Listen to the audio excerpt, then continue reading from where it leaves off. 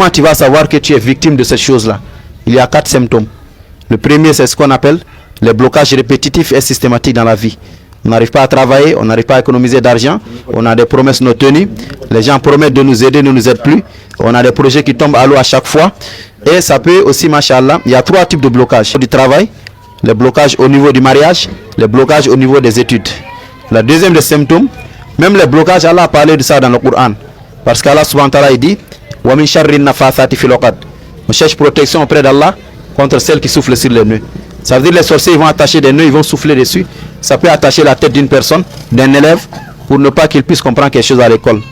Donc le deuxième symptôme, c'est ce qu'on appelle les problèmes de santé anormaux. Au niveau de la tête, des pieds, le ventre.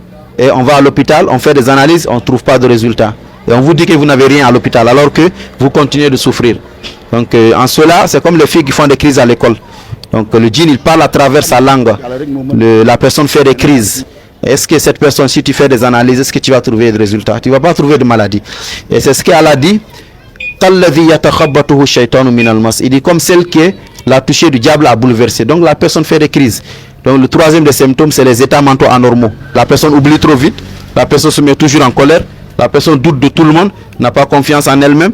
La personne ne se sent pas à l'aise avec les gens.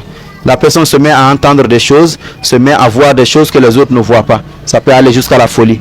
C'est comme dans le couple, tout allait bien. On fait la sorcellerie, ça crée la colère entre l'homme et son épouse. Et Allah dit فَيَتَعَلَّمُونَ مِنْهُمَا مَا يُفَرِّقُونَ بِهِ بَيْنَ الْمَرْءِ وَزَوْجِهِ. Ils enseignent auprès d'eux de quoi semer la désunion entre l'homme et la femme.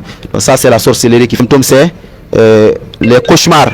La personne va toujours rêver des bœufs qui la poursuivent, ou bien des chiens, des soldats, des gendarmes, des militaires, ou bien des rêves de serpents, ou bien des rêves érotiques, la personne en train de rêver, d'avoir des rapports intimes avec une femme ou bien un homme dans le rêve. Et toujours c'est comme ça. Et c'est ce qu'elle a dit, il va vous purifier de l'impureté du diable.